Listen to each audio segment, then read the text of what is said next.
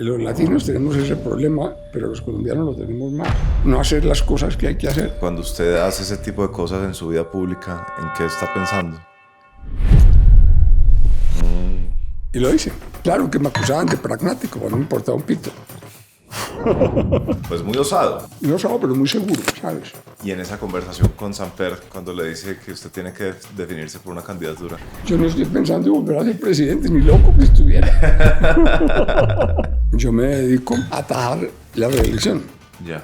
Y me iba todos los días para la comisión primera, sobre todo de la Cámara, a identificar problemas de procedimiento. Luego de haberle hecho contrapeso a Uribe en un momento crítico, luego de su revolución pacífica, ¿por qué no se ha retirado?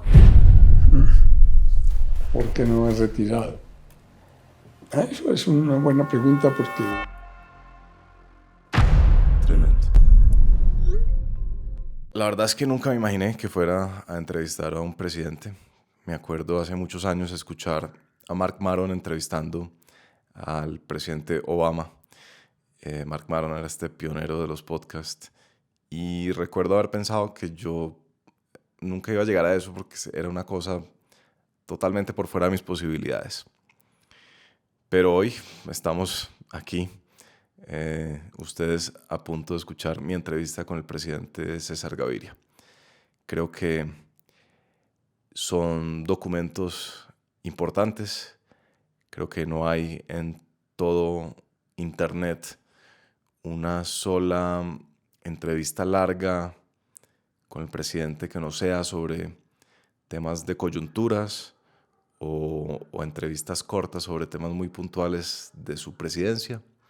De manera que espero que este tipo de proyectos funcionen, sirvan, que en unos años sean útiles, que se mantengan vigentes.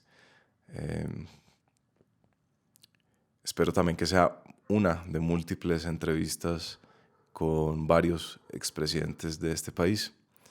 Voy a seguir preparándome y voy a seguir estudiando y moldeándome para que cuando llegue la oportunidad, que reconozco son extraordinarios privilegios, estar a la altura. Eso espero. Mientras tanto, aquí los dejo con el presidente César Gaviria. Y antes de eso, una pequeña nota de nuestro patrocinador, Somos Internet. Somos Internet, se está reinventando el Internet al punto de que sus redes son propias, no son alquiladas. Su servicio al cliente es propio, no es tercerizado. Y por eso, a diferencia de las compañías tradicionales, Somos Internet tiene unas tasas de satisfacción de usuarios abrumadoramente positivas. Somos Internet tiene además el Internet más rápido del país, hasta 2 gigas.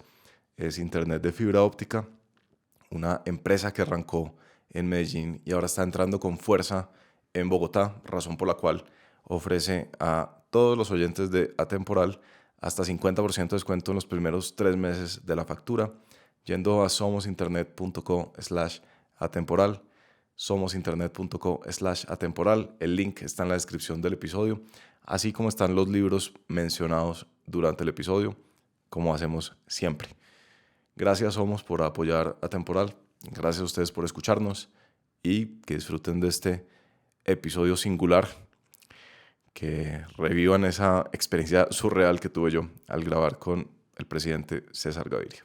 Después Carlos Lleras hizo una reunión en Antioquia, en Santa Fe, sobre el futuro de la educación y no sé qué. Ya. Entonces me llevó, fue a mí. Ya. Pero entonces si lo escogió el rector era porque usted era buen estudiante. Sí, yo además estudiante de la Facultad de Economía. ¿Cómo fue el dilema entre yo. meterse a la política o ser un académico? No, yo siempre quise ser académico. Resulté en la política casi que por accidente, porque yo era la cabeza de la familia. Y un día que mi papá le dio un derrame cerebral, y entonces, pues, me tuve que volver para Pereira. Y como fruto de que tenía que vivir en Pereira, fue que terminé haciendo política. Claro, yo venía de una familia política, no es que viniera de... Pero pasó una cosa un poco accidental. Lo que yo quería hacer era era pues, hacer un máster, un PhD, cualquier cosa. Desde esa época Malcolm X era muy importante y ya influía pues, en las admisiones. Y no me pude ir. ¿En Oxford usted tenía planes de irse a Oxford? Sí. No, digo que en esa época Malcolm X ya era muy importante, ya era lo que siempre fue. Sí. El colombianólogo. Claro, sí. De manera que esa ruta académica sucede el derrame de su padre. Se va usted a hacerse cargo de la familia, a Pereira. Y ahí arranca Arranca la política. Yo tuve un tío político que era el jefe liberal del antiguo Caldas. Fortunato. No, Camilo Mejía Duque. Ah. Sí, Camilo Mejía Duque. Pero él era casado con una tía mía. Entonces, pues yo entré a la política, pero pues creé mucha tormenta porque mi papá también hacía política, obviamente con Camilo. Y yo estaba contra ellos porque en ese periodo yo decidí que lo mejor para hacer era llenismo porque Turbay estaba enfrentado. Y eso fue lo que hicimos. Nos dio mucho trabajo porque el presidente Lleras era bastante cascarrabias. Entonces, eso se lo heredó a Germán. Sí. Pero hicimos eso, ganamos las elecciones. Eso sí, porque él nunca había perdido unas elecciones. Ganamos las elecciones. Y eso empezó a darle una vuelta a la política de Risaralda. Grande. Sí, quizás un paso antes de eso fue su llegada a Bogotá. ¿Cómo fue su llegada siendo pereirano? Yo que también soy, bueno, paisas, si vamos a coger paisas a todos los del viejo Caldas.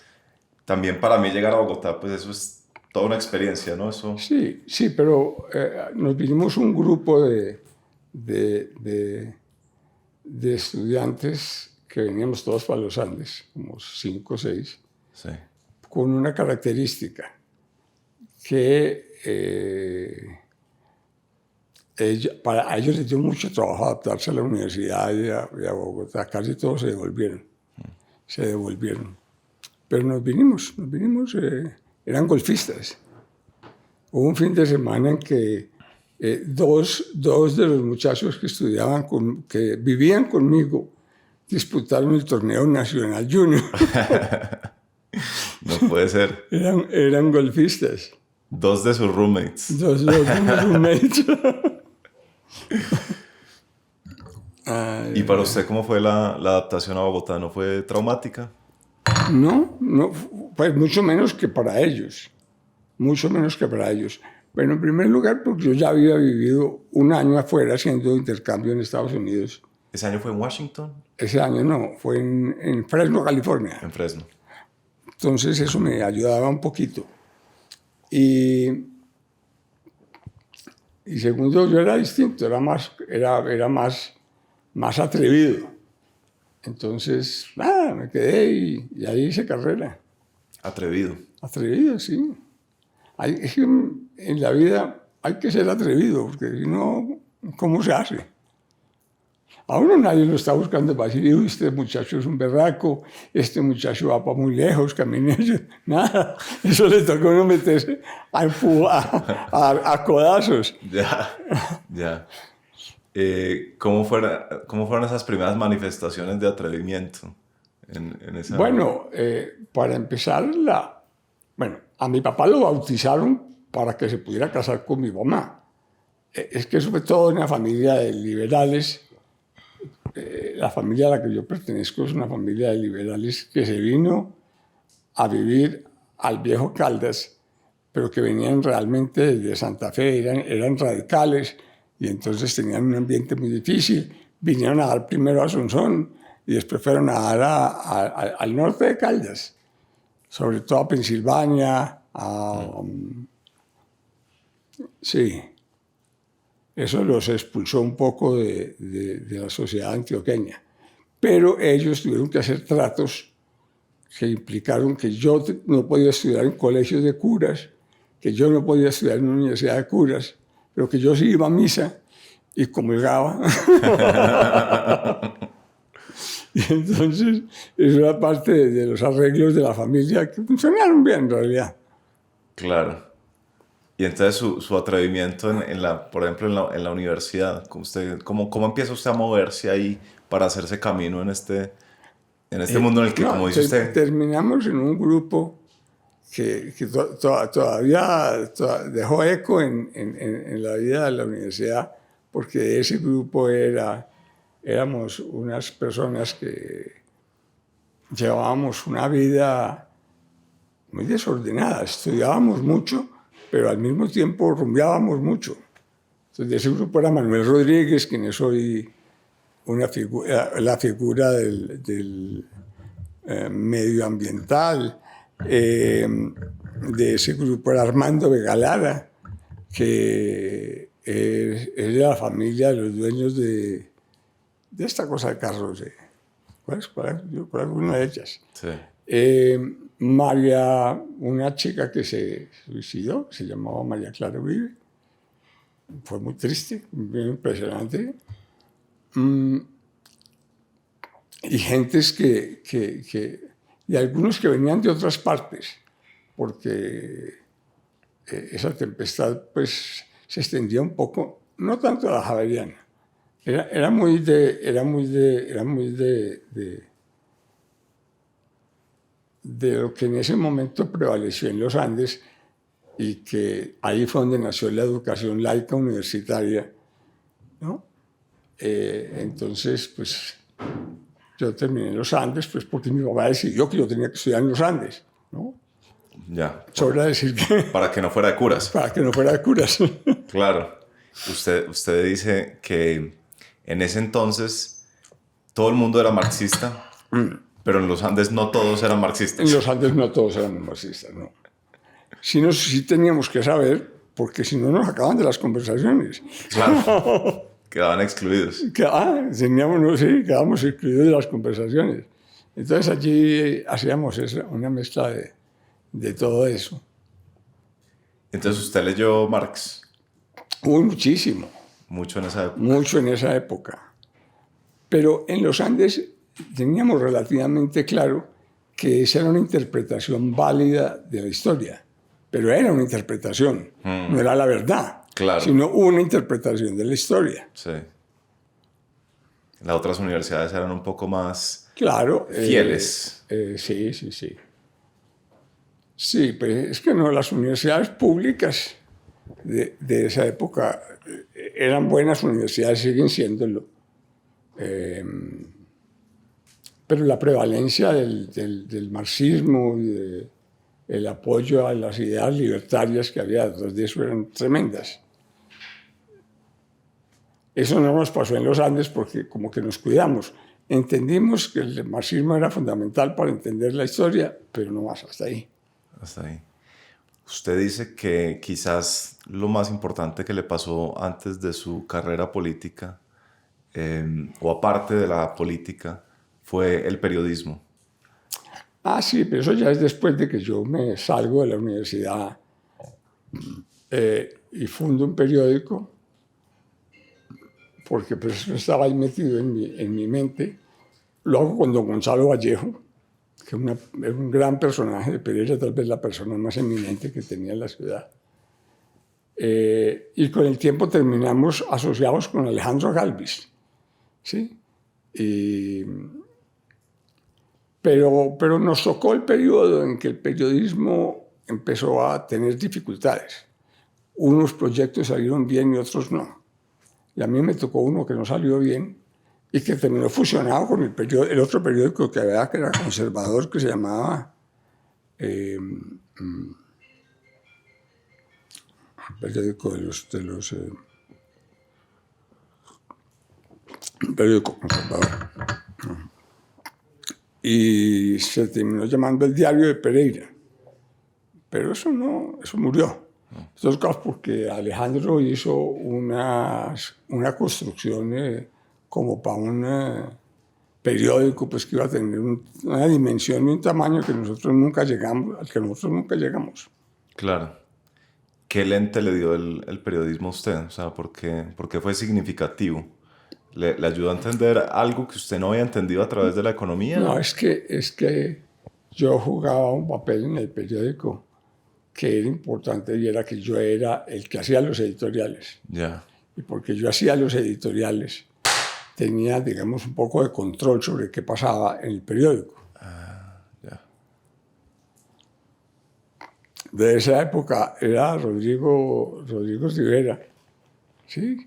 Que después fue dirigente político importante, que terminó haciendo política con Uribe, y yo quedé pues del otro lado.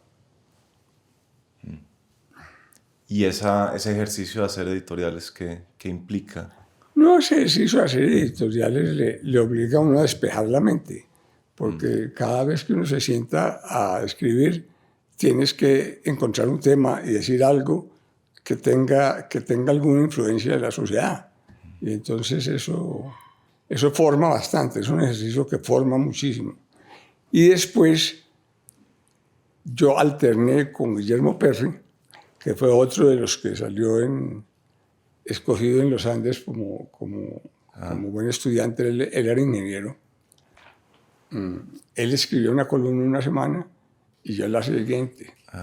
Y entonces él obviamente en esa época era mucho más estatista, era izquierdista, no sé qué, muy lúcido, muy bueno. Y yo no, yo pues era de una posición mucho más moderada. Nos tocó el ministerio de Edgar Gutiérrez. Es que, porque en el gobierno de Pastrana, él entendía que tenía que hacer tenía que recoger de donde Carlos Lleras como la figura que le sirviera para manejar la hacienda. Y eso no salió bien. Okay. Edgar Gutiérrez no salió bien porque en ese preciso momento la teoría económica había empezado a cambiar radicalmente y fue el momento en que llegó todas las ideas de Milton Friedman y entonces eso hizo bastante espuma y era realmente el debate importante que quedó en la universidad fue ese. Ahí también, él estudiaba en los Andes también, pero él sí estudiaba ingeniería. Sí. Ahí estamos hablando desde Misael Pastrana. Bueno, entonces en ese gobierno escogieron a Carlos Sanz de Santa María. Sí, era Carlos Sanz. No, a Edgar Gutiérrez Castro. A Edgar Gutiérrez Castro como ministro de Hacienda. Pero el choque de él ya con lo que empezaba a cambiar, con las multilaterales y con los otros, era bastante grande. Ya, ok. ¿Cómo fue cuál atrevimiento lo llevó usted al gobierno de Turbay como viceministro? El siguiente, en la campaña que siguió a estos hechos que te he contado, terminamos con Turbay de jefe del partido y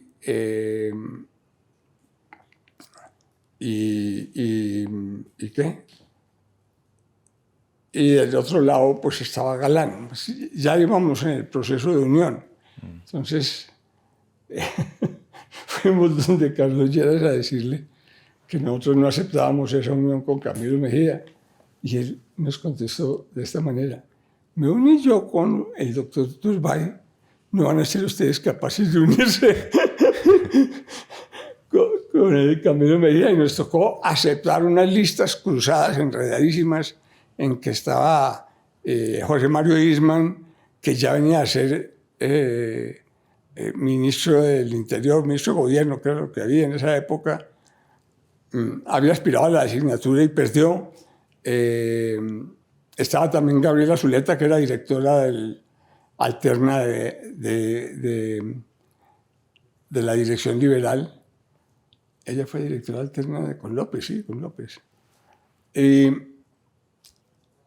entonces las listas terminaron siendo eso. Yeah. Ahí empecé yo como con ciertas tensiones con Iván Marulanda. Ok. porque Iván también era yerista, y él se ennovió con la hija de Carlos Lleras, Ok. que tenía como unos problemitas de desajuste. Y entonces, pues, una pelea que tuvo, unas distancias que tuvieron orígenes un poco familiares y, bueno.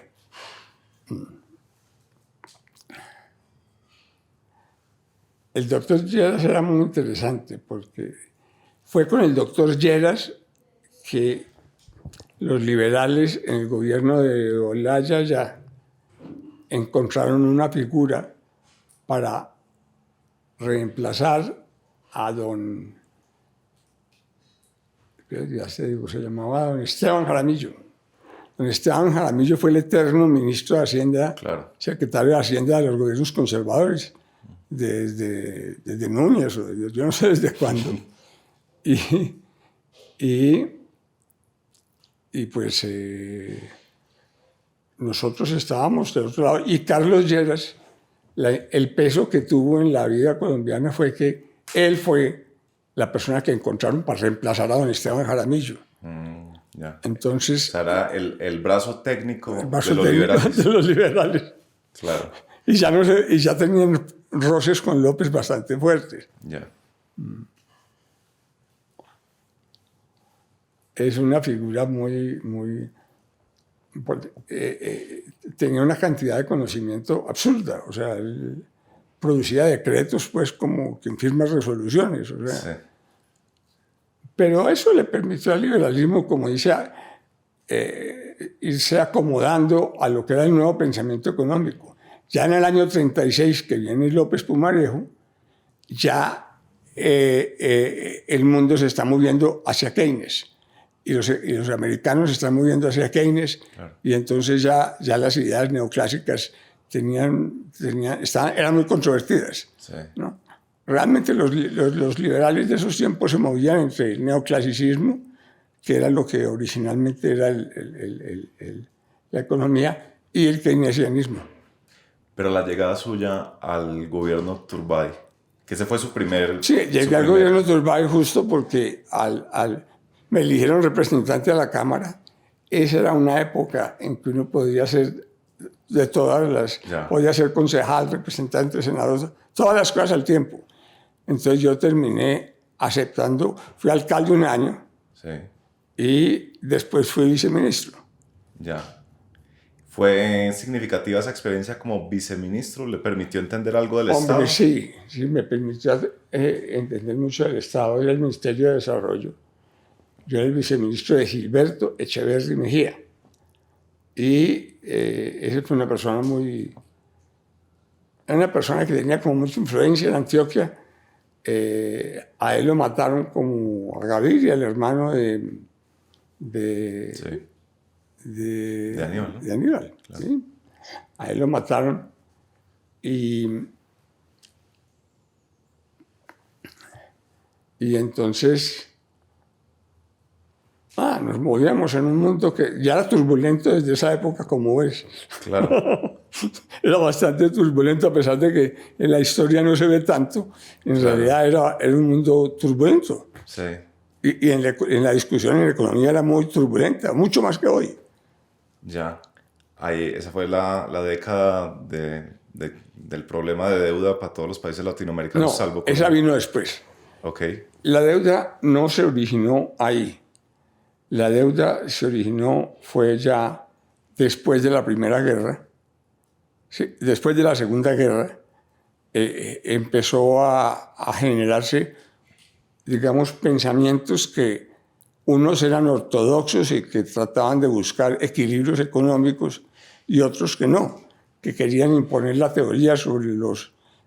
Y eso fue la crisis de la deuda. Colombia, por ejemplo, yo soy ministro de Hacienda de Barco.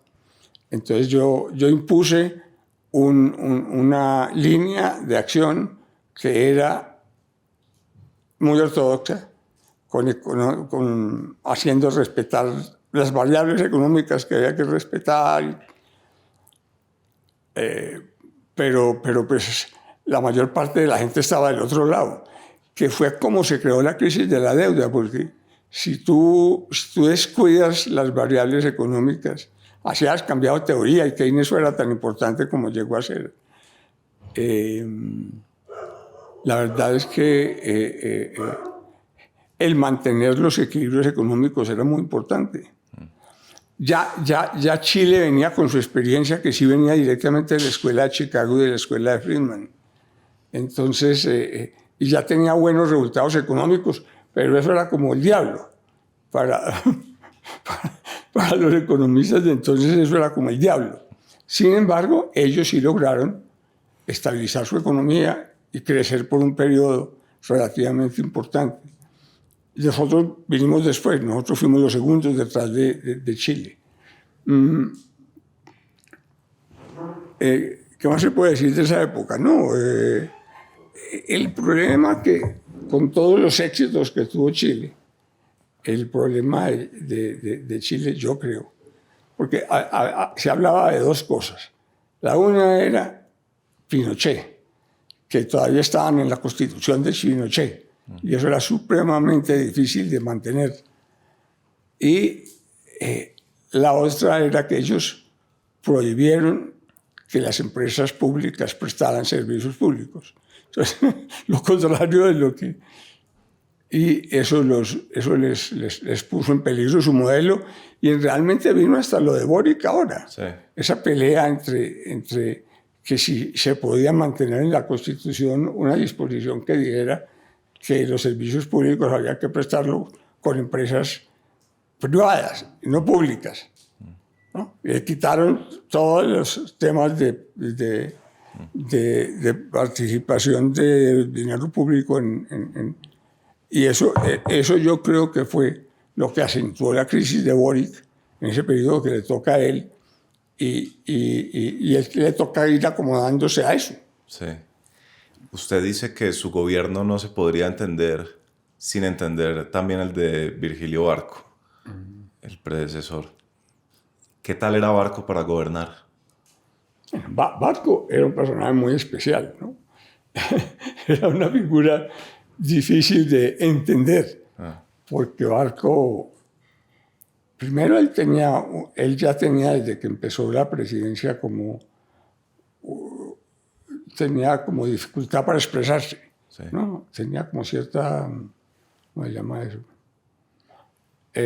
Pero él entendía todo y él tomaba las decisiones, las tomaba solo, no le gustaba tomarlas en grupo. Y en general, en un periodo aceptó, pero yo asumí el Ministerio de Hacienda porque me nombró Barco, que ya quería mirar hacia una interpretación de la política y de la historia diferente de la que venía. Eso se entiende bien en el libro de Barco de Malcolm X. Sí. En ese libro se entiende cómo fue que nos distanciamos de los otros y terminamos siendo de la escuela de Barco, que era muy distinta a la escuela que ya venía. Usted, presidente, que por supuesto ha sido presidente, puede entender mejor que nadie lo que le tocó a Barco en ese momento. ¿Cómo explica usted que él haya logrado, a pesar del problema de orden público tan severo y tan dramático, haya logrado seguir adelante en sus proyectos, ¿no? Bueno, hay que tener claro que Barco, a pesar de esos temas, era realmente el colombiano que mejor conocía a los Estados Unidos. Había estudiado en puras universidades americanas. Entonces tenía en su mente claro cómo funcionaba esa sociedad, y hablaba inglés perfectamente y tenía contacto con profesores top de Harvard sobre todo. Y entonces Barco hace un cambio. Al momento de hacer el cambio de gobierno, se mueve más a esas teorías, ¿cierto?, que Malcolm X define supremamente bien. Él dice, ¿cierto? Y además Malcolm X dice, no, es que Colombia es el país más difícil de entender. Mucho es el único que no es posible entender porque se presenta esta situación. Barco finalmente hizo un buen gobierno en términos de los resultados, de las obras que logró mostrar, de la política. Él tuvo un buen resultado y yo ensamblé con él. O sea, muerto Galán, yo asumí, digamos, como la orientación del gobierno de Barco. Entonces, cuando yo digo que es muy difícil entender mi gobierno sin el Barco, es por eso. Porque realmente sí hicimos cambios muy grandes en la manera de pensar, que eran fruto de la formación que tenía Barco, que era una formación muy norteamericana, que conocía muy bien a todos los economistas importantes, pero quería romper un esquema que había, y que empezó desde ahí, el esquema de repartirse el gobierno. Claro. Eso él odiaba y él no quiso mantener, digamos, ese tipo de frente nacional que trataron de imponerle en su gobierno. Claro. Entonces el esquema gobierno-oposición. Sí. Hay dos aspectos. En esa discusión hay dos aspectos. Uno, al que se le da mucha importancia, que es el esquema gobierno-oposición, que es algo en lo que influyó mucho Mario Latorre, pero que en realidad desarrolló Fernando Cepeda, el papá de Manuel José. Pero tiene una cosa que a mi juicio es más importante, y es la siguiente. Los Estados Unidos, Colombia nunca quiso aceptar la teoría de Estados Unidos en la Guerra Fría, de que todo el que protestaba era comunista. Sí. Colombia no la aceptó. Y digamos que nosotros no transitamos eso, a pesar de que no podemos decir que eso no influyó. No, sí influyó. Influyó bastante. Pero, de todas maneras, él empezó a hablar de la protesta pacífica, de que había que aceptar la protesta pacífica. Sí. Y en eso influyó don Mario Latorre. Y era un viraje en la política impresionante, porque fue cómo rompimos con la tradición de la Guerra Fría y empezamos a tener una política mucho más abierta, que a los países latinoamericanos les dio mucho trabajo recoger.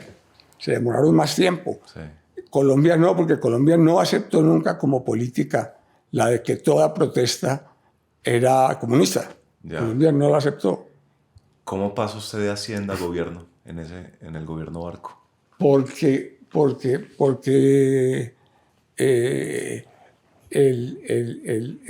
Fernando Cepeda era un académico, era un muy buen profesor y un buen teórico, sí, pero no manejaba bien el Congreso. Y entonces empezaron a tener una necesidad de que necesitaban Congreso. Ya. Alguien que fuera capaz de ayudarles a manejar el Congreso. Sí. Y por eso terminé yo en gobierno y Cepeda en comunicaciones, no me acuerdo en qué. Ya. Cuénteme un poquito sobre esa experiencia como ministro de gobierno. Usted, ya que estamos hablando del atrevimiento de hacerse un lugar en el mundo, ¿no? La gente recuerda que las primeras veces que lo vieron usted figurar en digamos, una figuración nacional era cuando el presidente Barco estaba por fuera, claro, salía al exterior y siempre pasaba algo. Porque la guerrilla tenía supremamente claro que tenía que joder a Barco era cuando él estaba ausente. Okay. Porque era cuando tenían más éxito. Ya. Entonces, eso se volvió inclusive manejable para mí, porque me generó distancias con la familia, me generó distancias que no fueron fáciles de llevar. Pero yo fui ministro de gobierno, porque claro, yo sí tenía una tradición política. Ya había sido 3 veces representante, ya había sido alcalde Pereira, claro, ¿sí? Entonces yo sí tenía tradición política y pertenecía al cuerpo político de mi partido, que era el liberalismo, y yo no tenía problemas para manejar. Empezamos ahí un proceso de reforma de la Constitución, del cual Galán hizo parte, porque Galán apoyó a Barco, ¿sí? Pero no estaba en el gabinete. No estaba en el gabinete. Y entonces, digamos que ahí... Y fue cuando Galán dice en una convención que hubo en Cartagena un año antes, yo no reconozco enemigos en mi propio partido. Sí.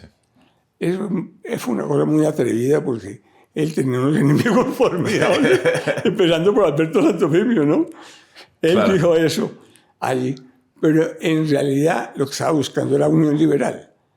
Y que él se pudiera tomar el Partido Liberal y hacer política liberal, porque él realmente creía que el Partido Liberal iba a servir para cambiar la política. Yo voy a publicar el año entrante un libro sobre ese periodo que me tocó de la muerte de Galán y de la campaña que nos tocó hacer, que fue muy difícil porque era en medio de Escobar y compañía, Sí. y de la tumbada del avión y de todo aquello.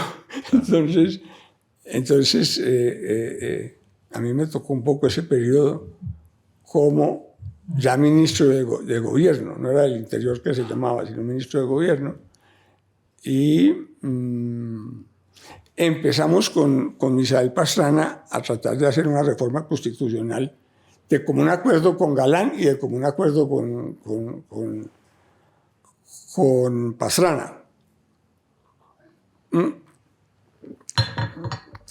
Inclusive, antes de llegar al Congreso, hicimos un pacto con Pastrana para mover algunas de estas ideas que quedaron en la Constitución del 91, moverlas como ideas para tener una nueva Constitución, sí, que desde luego eran ideas que ya se habían ido abriendo paso desde los 30. Sí.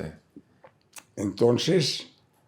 Esa fue la reforma que finalmente... terminó convertida en el proyecto de reforma, sí, de César Gaviria. Pero antes de eso, esa es la que se cae luego, la que hunde el mismo gobierno. No, es que el gobierno, no.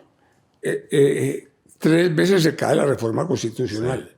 Una vez en el gobierno de López Michelsen, sí, que se treñía sobre todo la administración de justicia. Otra vez en el gobierno de Lleras, que también tumbaron esa reforma. Y después vino una que no se cayó, pero que no se pudo sacar adelante, que fue la que hizo Turbay. Okay. Que es donde empieza la pelea de cómo se reforma la Constitución.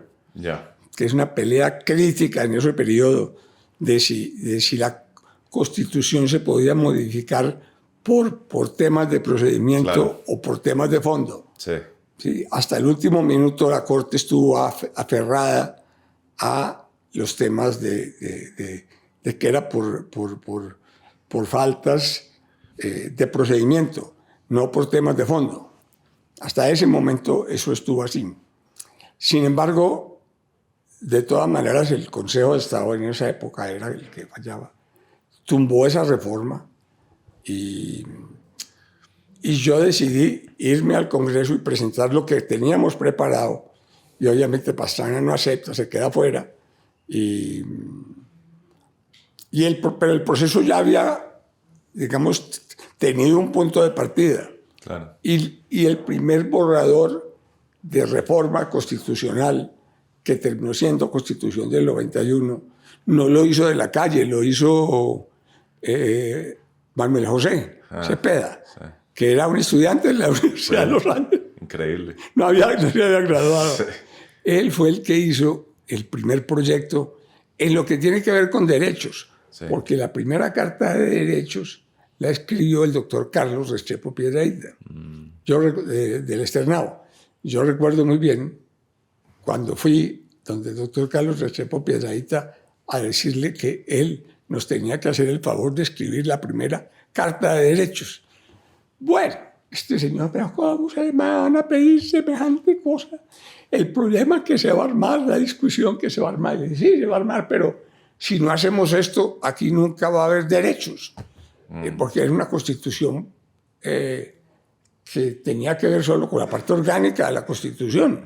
La gente no tenía derechos. Entonces, ya con esa mentalidad logramos que Carlos Restrepo Piedrahita nos hiciera la primera Carta de Derechos. Ya. Y al día siguiente de publicar la Carta de Derechos, no hubo un solo medio en el país que nos apoyara. Nos dijo que estábamos locos, que íbamos a llenar de basura la Constitución. Sí, claro. Sin embargo, eso terminó abriéndose paso. Sí. Eso es la Constitución del 91. De ahí salimos para la muerte de Galán, para la Constitución del 91. Ahora, Galán sí creía que con el Partido Liberal se podía reformar el país. Él tuvo una lucha interna muy fuerte entre seguir peleando o seguir soportando esa presión de Escobar por matarlo y sus ideas. Y la discusión que se nos generó internamente, yo ya era director alterno del partido, ya pues habíamos pasado yo ya me había retirado del ministerio y todo, pasamos por este periodo que fue muy difícil, porque Pastrana se nos salió, porque Galán nos siguió apoyando, pero se quedó. Y empezamos todo un tema que está bien documentado sobre cómo iba a ser la Constitución, cómo iba a ser la parte de aprobación de la convocatoria, para empezar. Cómo se iba a convocar una constituyente para que hiciera una Constitución, para que reformara la Constitución, no para que la cambiara. Claro, en principio era una reforma constitucional. En principio la idea era una reforma nueva. constitucional, porque estaba descartado que la Corte fuera a aceptar... estaba descartado que la Corte fuera a aceptar. Sí. Sin embargo, en ese mismo periodo hay algo que ocurre, que se llama el martirologio de la justicia. Así lo llama Semana. El martirologio de la justicia es que juez que se metiera con cualquiera de esos tipos de los narcos lo mataban. Y eso era inescapable. Lo mataban y lo mataban y mataban. Empezaron a matar los coroneles de la policía. Entonces, ¿cómo vamos a hacer para que la Corte que empezó... entonces ahí sí decidimos meternos por decretos de estado de sitio a instaurar un régimen especial de protección de los jueces. Claro. Ese régimen especial de protección de los jueces había que preservarlo si queríamos una nueva constitución para poder tener, porque muchos de los problemas se originaban en eso, que la amenaza sobre los magistrados que fallaban era terrible, los mataban. Entonces, cuando los dejan de matar y nos metemos en el cuento de una nueva constitución, logramos que por fin la Corte aceptara que esas normas, que eran muy limitantes de los derechos, pero que protegían a los jueces y a los magistrados, la aceptaran. Y eso lo hizo Hernando Gómez Otálora. Sí. La persona menos esperada del mundo, sí. Magistrado, conservador. Sí. Él dijo, yo voto eso si le quitan eso de... Si le quitan eso de... Sí, que del principio estaba restringida a unos temas sí, sobre sí, que si podía deliberar. Si le quitan esa cosa de los temas, si le quitan... Y entonces, con el apoyo de él, logramos que la Corte votara, porque era que estábamos estrechos. Sí. Era por un voto la diferencia, que la Corte nos aceptara que además de los decretos de estado de sitio, eso quedaba en la Constitución. Claro. Así fueran artículos que limitaban los derechos de una manera que era muy grande. Sí. Pero pues... Devolviéndonos un poquito, presidente, volviendo al tema de cuando usted era ministro de gobierno de Barco. ¿Cómo era esa experiencia de... Usted tenía una situación muy complicada de orden público, el presidente estaba en Corea o en algún viaje y usted le tocaba, ¿no?, decidir qué hacer. ¿Cómo fue esa experiencia para usted? No, esa experiencia fue un poco, pues sí fue difícil porque lo que nosotros empezamos a crear fue en Palacio, fue un grupo muy pequeño de personas que pensábamos distinto, que no estábamos amarrados, que ya traíamos la idea de la protesta pacífica, Sí. que entonces que había que hablar con energía y enfrentarse a la guerrilla cuando ellos promovían esas marchas. Sí. Y el día más crítico fue cuando el ELN, en una marcha pacífica, mató el doctor Álvaro, mató a unos soldados, ¿no? a un coronel del ejército y un grupo de soldados. Sí. Y entonces, ahí ese mismo día habían secuestrado a Gómez. No es que no lo habían matado, sino secuestrado. Yeah. Ellos secuestraron a Gómez. Sí. Y secuestraron a Gómez para llevarlo a una negociación. Porque ellos veían que eso era el único potencial verdadero de cambio que había. Entonces ese periodo fue muy complicado porque pues, era con Gómez secuestrado. Ellos finalmente lo llevaron fue para Panamá, yo creo. Eso fue lo que yo logré entender. Yo fui hasta Cuba. Allá me llevó a cabo a su casa y todo, a tratar de buscar la ayuda de Fidel. Pero es Fidel el que nos dice que el que nos puede ayudar, cree él, es Noriega, que era el comandante y presidente en Panamá. Entonces Noriega empieza como a aceptar un proceso como de conversaciones del cual el gobierno se sustrae un poco y le suelta eso a la familia. Y la familia, ese proceso de negociación hizo Rodrigo Marín con el M-19. Sí. Con esta gente, pues. Sí, con el M. Y ahí es donde surge la liberación de Gómez, el M-19. Bueno. ¿Por qué, si usted ya había tenido, digamos, esta cercanía con el Poder Ejecutivo, con barco afuera, usted teniendo que tomar la decisión ahí, por qué luego usted se va de jefe de debate de Galán y no de candidato presidencial? ¿Esa fue una decisión rara o no? Sí, sí fue una decisión rara, porque yo tenía mucha presencia política, porque ya llevaba muchos meses en el gobierno de ministro, pero no tenía una organización política que me respaldara. Yo no podía enfrentarme a Samper, por ejemplo, con una organización política, que él tenía una organización política formidable. Sí. Entonces era muy difícil. También estaba metido en esa pelea Alberto Santofimio, que empezaba a perder piso, pero que existía. Claro. Y Jaime Castro también. Entonces, yo me recuerdo muy bien, y tengo por ahí una encuesta que publicaron después de que yo salí del Ministerio de Gobierno, en que ya me colocaban de segundo, pero abajo, digamos, muy abajo de Galán.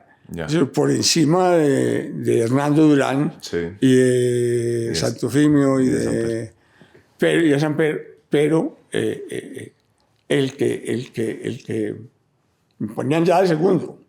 Sin embargo, todo el mundo decía, no, pero es imposible que Gaviria sea capaz de... O sea, me reconocían como los méritos políticos, pero no creían que yo podría montar un equipo que fuera capaz de ganar las elecciones. Pero ese equipo se montó después de que matan a Galán. Claro. Y entonces a usted jefe de debate de Galán. ¿Qué lo acercó usted con Galán? Por ahí alguien decía, no sé, en algún texto, que usted era el único que Galán trataba como a un par. Sí, eso lo dicen personas cercanas a Galán. Sí.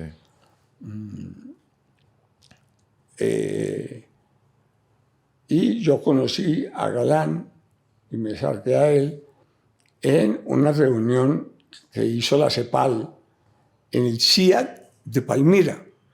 Una reunión que duró como 3 días. Ok. y que llevaron a todos los dirigentes políticos de América Latina de mediana edad. Entonces, allá fue cuando tuve la oportunidad de conocer a Galán y acercarme a él por primera vez.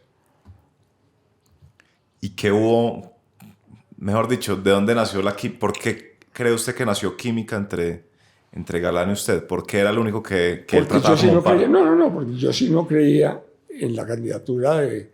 Primero, a mí no me gustaba Hernando Durán, porque era muy de derecha. Entonces, a mí no me cabía en la cabeza que Hernando Durán pudiera ser...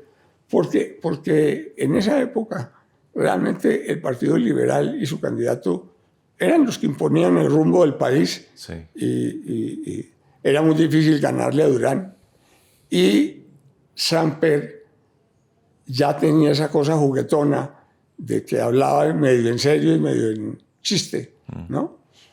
Entonces yo recuerdo que encontré me dijo, después de que salimos de la legislatura, me dijo, Samper, oiga, usted tiene que decidir lo de la candidatura va a apoyar. Ya era claro que yo me iba a retirar del Congreso y que yo iba a renunciar para irme a hacerme elegir senador por Risaralda. No por ningún, ya tenía suficiente respaldo como para hacer eso. Porque don Gonzalo Vallejo, la persona de quien le hablé ya, López lo nombró gobernador. Me dejaron caer a mí, que me habían nombrado originalmente, con Cornelio Reyes de ministro de gobierno, conservador. Y don Gonzalo me nombró a mi alcalde. Entonces fui un alcalde que tuvo mucho poder y en esa época pues uno podía rotar por todas las posiciones públicas estando en el Congreso. Sí. Entonces pues... Y en esa conversación con Samper, cuando le dice que usted tiene que definirse por una candidatura, ¿qué pasó ahí? ¿Qué pasó? Que vino el famoso atentado contra la muerte de Antequera. Claro, Y que hieren a Samper. Y que Samper queda herido y queda herido, mal herido, pues. Sí. Queda mal herido. Y yo lo que tengo en mis registros es que la que salvó a Samper fue su esposa. Que se abalanzó contra el grupo que había matado a Antequera. Ella se les lanzó, arriesgó su vida, pues salvó la vida de Samper. Tremendo. Tremendo. Y entonces usted se decide es por Galán. Yo me decido es por Galán. Yo me decido es por Galán porque Galán, al tener que pensar en qué va a hacer para nombrar un jefe de debate en una campaña que ya era compleja, porque él quería hacer liberalismo, ya había dicho que él no tenía enemigos, no aceptaba enemigos en su propio partido. Teníamos una convención en agosto y él dijo, bueno, ¿a quién nombro yo? Si yo nombro una persona muy cercana a mí, esto no funciona. Yo necesito nombrar una persona que venga al oficialismo. Ya. Y obviamente pensó en mí porque era claro que yo podía ser esa persona. No era el único, pero sí podía ser esa persona. Ya. ¿Cómo recuerda usted? ¿Alcanzaron a vivir algo de campaña antes de la muerte de Galán? Sí. Sí, alcanzamos a hacer unas giras pocas. Me recuerdo muy bien una gira que hicimos por el Almeta. Sí. Almeta, y nos dieron lechona, y hicimos una fiesta. Y fuimos al Valle, donde Galán tenía muchos amigos que se arrimaban a él, pero que eran oscuros. Y a él le daba un trabajo, le dolía y le daba trabajo distinguir, pues no podía declarar a la gente narco. Entonces, por ejemplo, fuimos al cultivo de uvas de los Grajales, y al parecer los Grajales ya estaban con Santo Fimio. Y eso pues fue una visita que nos dejó un poco estresados, porque nos dimos cuenta un poco de de que el proceso no era un proceso de acercamiento a Galán, sino otra cosa, pues. Ya. Luego sucede el atentado, luego el entierro. En el entierro, obviamente, las famosas palabras de Juan Manuel, el hijo de Galán, doctor César Pero Gaviria. primero creo que las dice el economista de ellos, Rosas. ¿Cómo era que se llamaba el que hacía economía con ellos? ¿Es Eduardo Rosas? Sí, yo creo. No recuerdo. Sí. Y bueno, pues así llegué yo. Galán me nombra jefe de debate, yo me posesiono de jefe de debate, alcanzo a estar 3 meses o 2 meses y medio en la jefatura de debate. Nos aproximamos a la convención liberal, que era el 10 de agosto. En esa convención ya Samper siembra la duda de que no van a respetar la consulta popular, de que eso va a ser a voto limpio. Y en el momento que a Durán lo acorralan, entonces ya la posibilidad de que la convención no escogiera a Durán, sino que respetara la consulta popular, fue el 10 de diciembre. A él lo mataron el 18 de hecho, el 10 de agosto, lo mataron el 18. Sí. Entonces, digamos, el momento histórico es las cámaras sobre Juan Manuel Galán, muy chiquito, dice doctor César Gaviria, recoja usted las banderas de mi padre y sea usted el próximo presidente. Permítame preguntarle a usted, yo quiero que usted me cuente cómo fue esa noche. Yo me imagino que ese día tuvo que haber sido decisivo en su vida. No, sí, pero fue muy distinto a como la gente se imagina. Cuando matan a Galán, yo estoy en Valledupar, porque por primera vez habían elegido un miembro del nuevo liberalismo en la mesa directiva del Senado o del Congreso, el doctor Alfonso Araujo Jotes.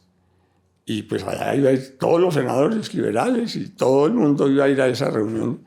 Y estuvimos tratando de convencerlo de que no se fuera para Soacha, que yo iba y que se fuera él para Valledupar, pero no pudimos. No pudimos porque él se inventó una disculpa que en realidad era relativamente buena, y era que Alfonsito López lo había invitado a su casa, no porque fuera a adherir, sino que lo quería escuchar. Él entendió eso como un gesto de López. Y allí encontró como la disculpa para tomar la decisión de irse para Soacha.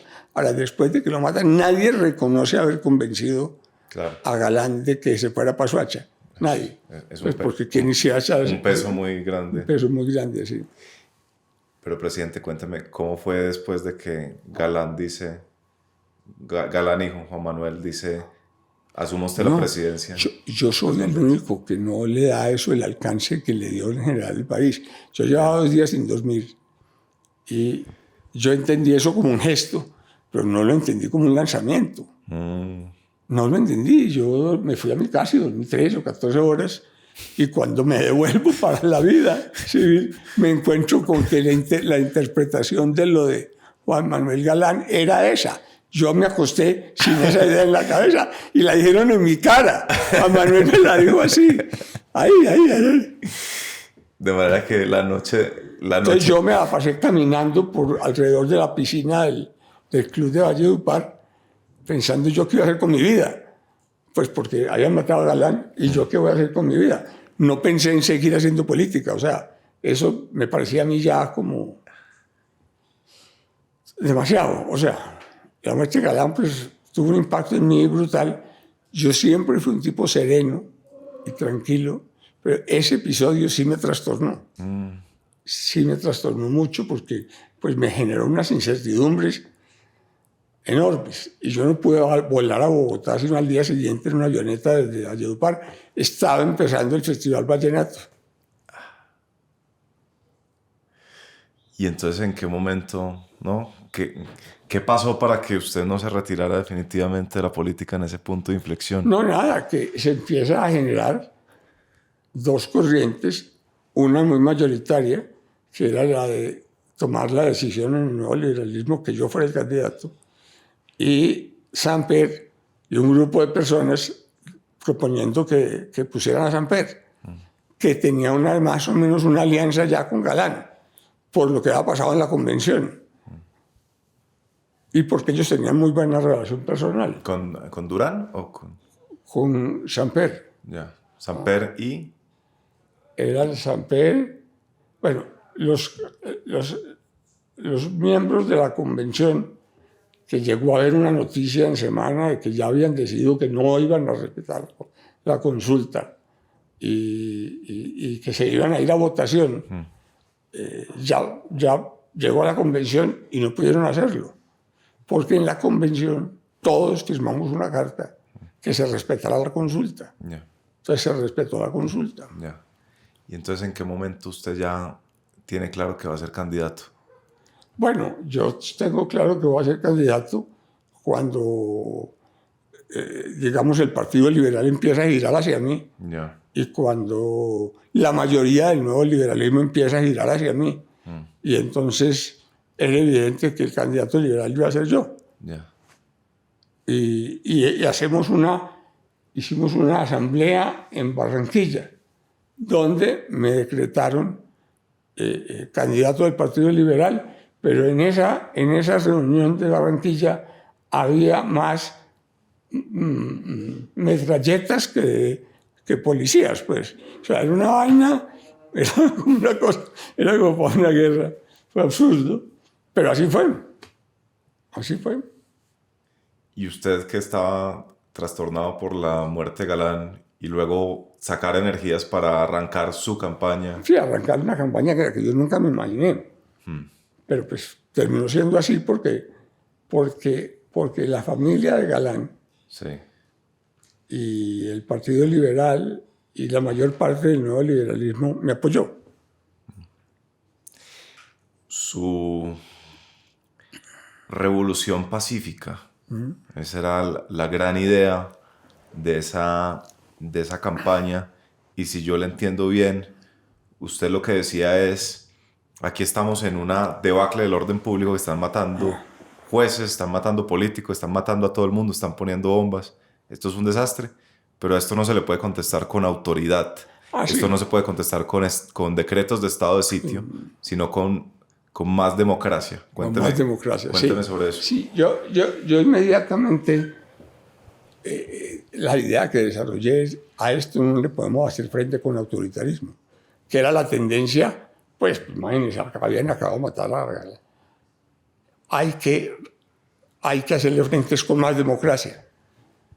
Eso de que hay que hacerle frente con más democracia se riega, en parte justifica lo de la séptima papeleta, sí. le da valor, y yo decido que no, que yo voy a hacer giras a todas partes, que voy a ir a todas partes, y respondemos de manera pacífica, no empezamos una cosa para envenenar a la gente, ni para envenenarla contra nadie, sino hacer una cosa pacífica. Y pacífica la hicimos. ¿Y por cómo llega usted a esa conclusión de que... Porque la intuición más básica es: esto lo que necesita es mano dura? Porque es que yo ya había estado 10 años viendo los problemas de orden público, y yo sabía que con mano dura eso no se resolvía. Eso no se podía resolver. Y yo sí tenía muy en la cabeza ya, más en la parte económica que en la política, pero en las dos, unas ideas del tipo de cambios que había que hacer. Sí. Yo ya había desarrollado en mi cabeza unas ideas que permitieran hablar de revolución pacífica. Sí. Y yo muy rápido, y esa idea de la revolución pacífica arrancó rápido, y fue la que nos dio el primer impulso para llegar a empezar a promover el cambio de la Constitución, para que se pudiera citar la constituyente y que la Corte dijera que sí, que fue un proceso para ganar la consulta popular en las elecciones de marzo, digamos, empezamos a recorrer ese camino, Y sí logramos empezar a desarrollar ideas que atraían a la gente y el lenguaje de la gente cuando hablamos de eso, cuando hablamos de futuro. Sí. Con Gaviria habrá futuro. Sí.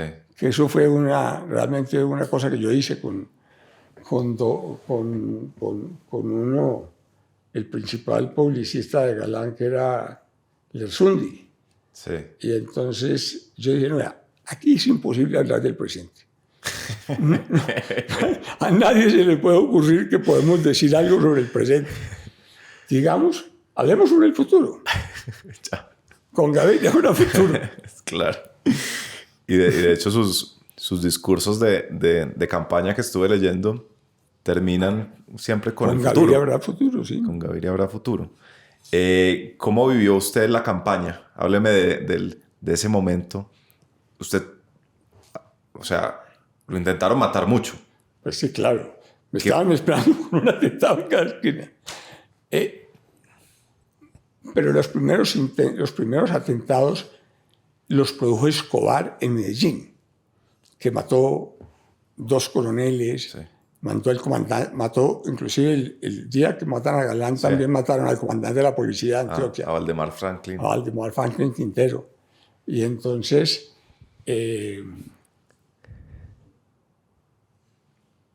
pues no, tocó afrontar eso y nosotros sabíamos que pues, Escobar estaba en esas.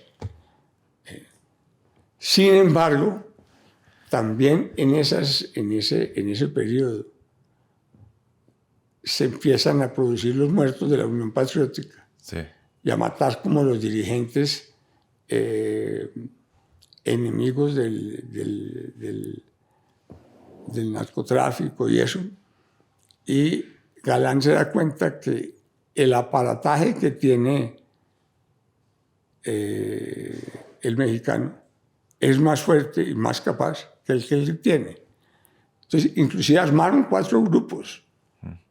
Y un grupo que tenía cada uno 6 personas, y quién va a hacer esto, quién va a disparar, quién va a hacer no sé qué. Entonces armaron unos grupos y los mandaban a cada sitio que íbamos.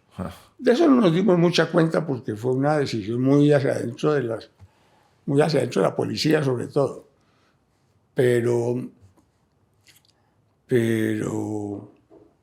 sí, lo estaban esperando y con un atentado, y nosotros nos imaginamos que era un atentado. Hubo un cuento de un atentado en Pereira. Yo no sé si eso fue un invento de masa o si eso realmente ocurrió. Yeah. Porque sí descubrieron un operativo como para hacer un atentado en Pereira, en la manifestación de Pereira. Sí, con un bus bomba. Sí, con un bus bomba.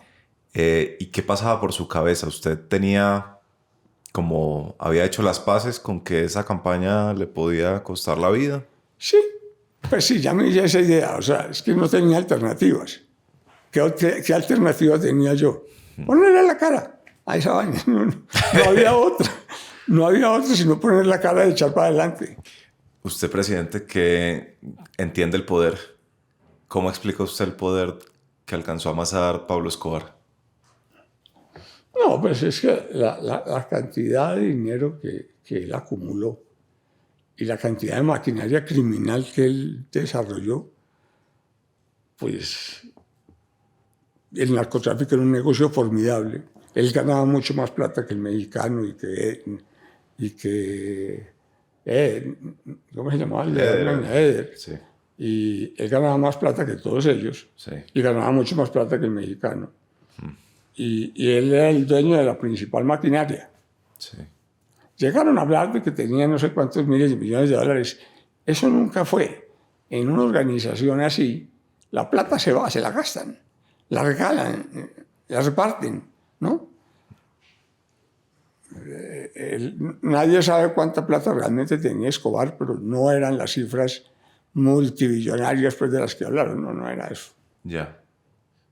Y el mexicano se hace a la idea de que si aceptarle a Escobar que el oficio de matar a Galán lo puede hacer mejor él que el equipo de Escobar. ¿Y usted que había estado en el gobierno Barco, usted había más o menos medido fuerzas usted había hecho el ejercicio de pensar, ¿será que este tipo está más poderoso incluso que el Estado colombiano? No, es que nadie dudaba en ese momento que era más poderoso que el Estado colombiano. Ni el Departamento de Estado, ni los americanos, ni nada. Ellos reconocían que el poder de ese señor era una cosa descomunal. Y ellos no tenían muchos éxitos frente a él en el terreno de capturar narcotráfico, ¿no? No tenían. Ellos lo reconocían. Ya. ¿Cómo se enfrenta a un adversario más poderoso que uno? Pues poniéndole la cara, tomando los riesgos.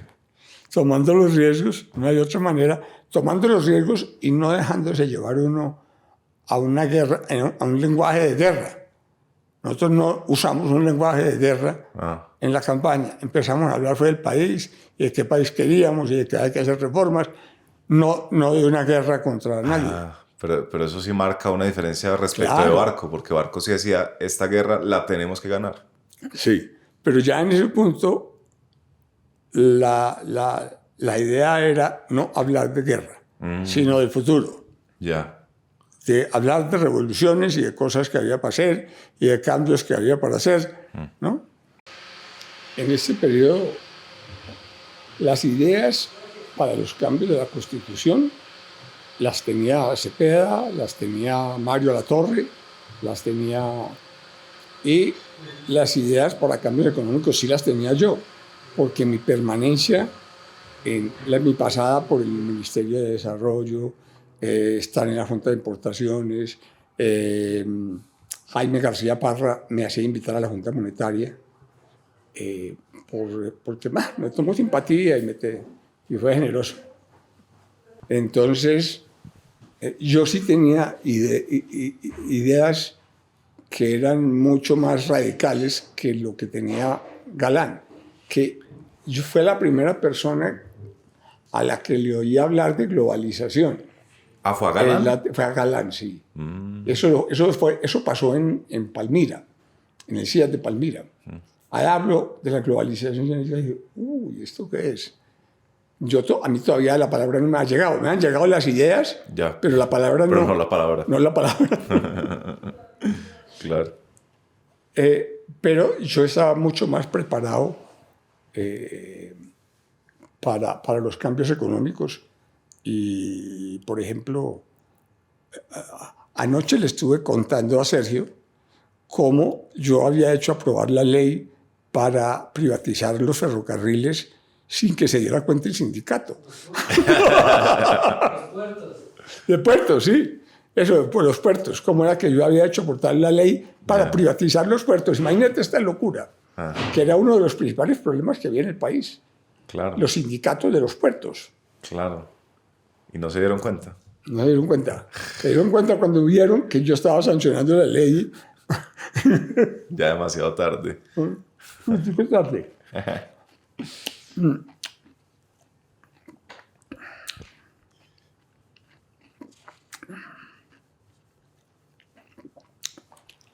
Ahora hicimos una apertura gradual, no hicimos una apertura muy no tanto, pero empezamos a tumbar por terceras partes los aranceles. Sí. Pero ¿qué nos pasó?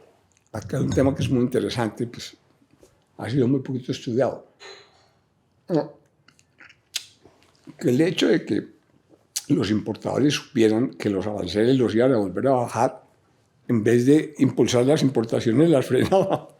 Claro. Entonces empezó a haber un boom de dólares en el Banco de la República. Y entonces me ha echado un cuento que he echado muy pocas veces. Pero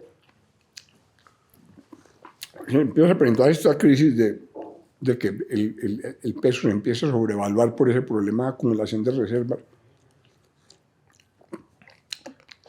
Y yo me encuentro con Nicanor en la inauguración de una planta de aglomerados de madera en Manizales. Y le digo, oye, Nicanor, ¿qué vamos a hacer? O sea, mira lo que está pasando. Me dijo, Que sí, madre, apertura de una vez, o sea, salga de esa vaina. Y no se lo hubiera imaginado nadie. Pero él era el tipo más importante en el establecimiento económico antioqueño. Claro. Porque además era el presidente de la ANDI, el de la Nacional y allá. Pues eso fue lo que hicimos. Y con eso rompimos esa vaina de que la gente paró las importaciones.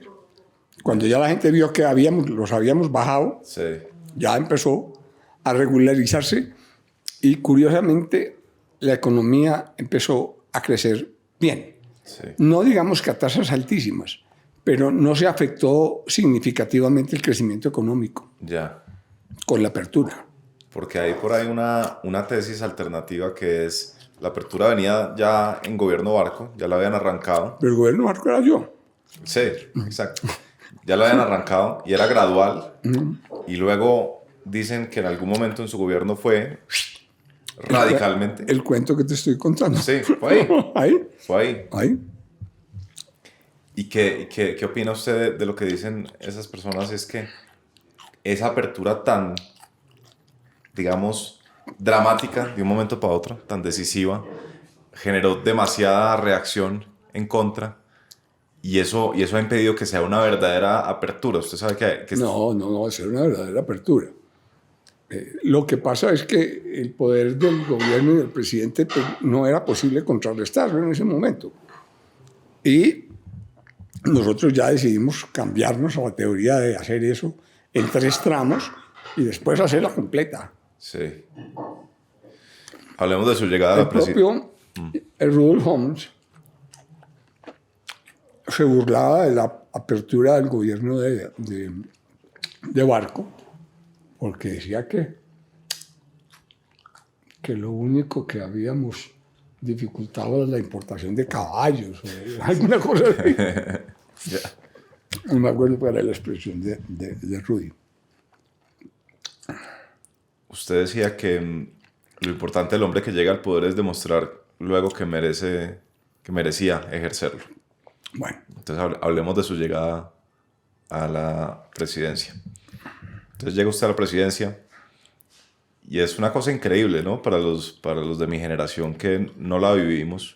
Yo nací en su presidencia, pero por supuesto no la recuerdo. Ver hoy la cantidad de cosas que se hicieron al tiempo, ¿no? Porque esto es constitución, pero al mismo tiempo es apertura, pero al mismo tiempo es una cantidad de reformas. una reforma laboral muy, muy drástica. Sí. Una reforma.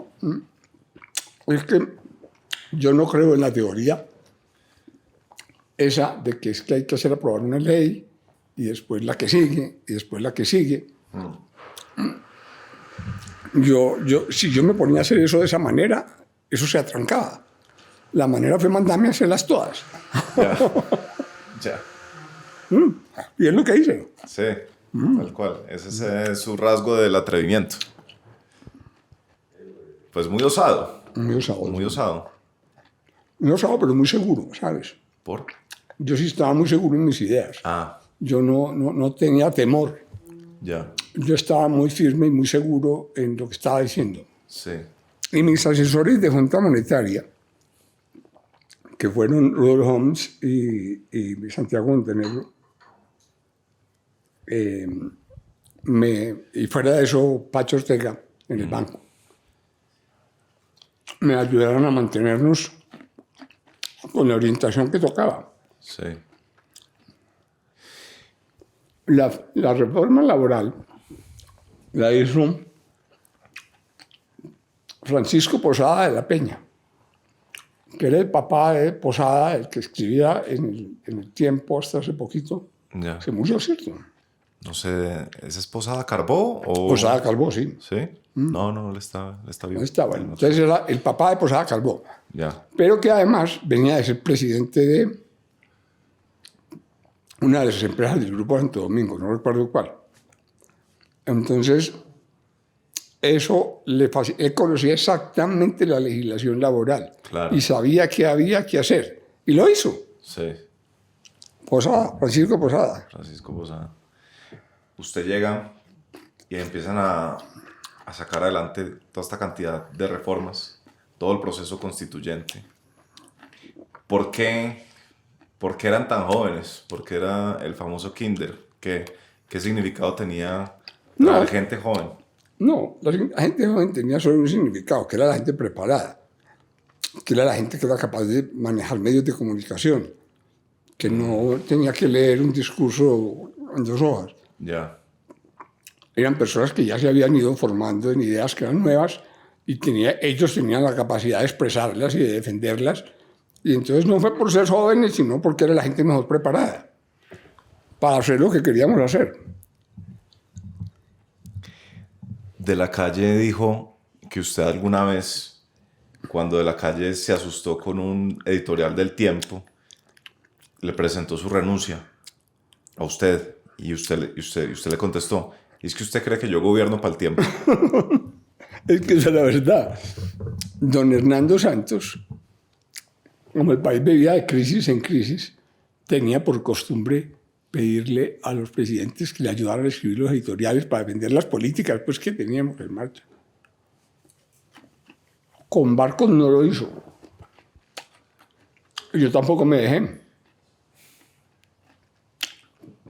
Porque todas esas políticas eran políticas de moderación de lo que estábamos haciendo. Y nosotros no podíamos. La moderación era enemiga de la posibilidad de éxito de lo que estábamos haciendo. Ah, Ahora, yo en las ideas económicas era mucho más radical que Galán. claro. En las políticas no, en las políticas tenía prevalencia Latorre y Cepeda. Si uno no gobierna para el Tiempo, ¿para quién gobierna? No, es que cuando uno dice para el Tiempo, está hablando de medios de comunicación. En esa época, el medio de comunicación importante era el Tiempo. No era nada de la televisión. No había 2 canales de televisión. Sí, ¿no? ¿No? Entonces, ¿cuál era el medio de comunicación importante? El Tiempo. Pero ¿qué hay detrás de esa frase? ¿Qué hay en el... ¿Cuál es el criterio que lo guió a usted como presidente? ¿Cuál es el...? Es algo así de sencillo Yo salí de un reportaje en El Tiempo y yo me di cuenta que había hecho cosas muy duras. Inclusive para defender a Arturo Marulanda, al ministro de Agricultura.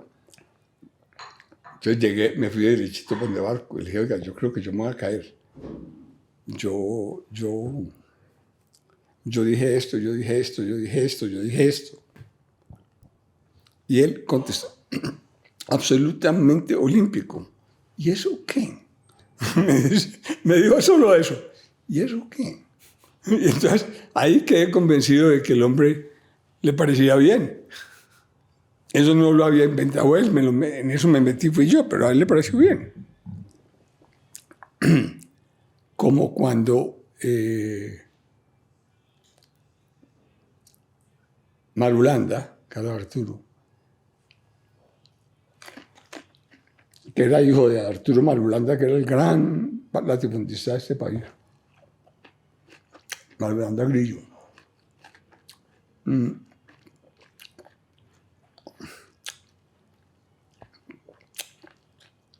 Tuve una pelea con el Siglo brutal porque él empezó a manejar la economía pues, con sus ideas, muchas de las cuales pues, iban contra los intereses de los gremios agrícolas, que en general son muy conservadores. Entonces, cuando yo le echo todos esos cuentos a Barco, me dice, ¿y qué? ¿Y acaso gobierno para el Tiempo? Ahí ya me di cuenta que él estaba de acuerdo con lo que estábamos haciendo y que se iba a jugar con esas cosas.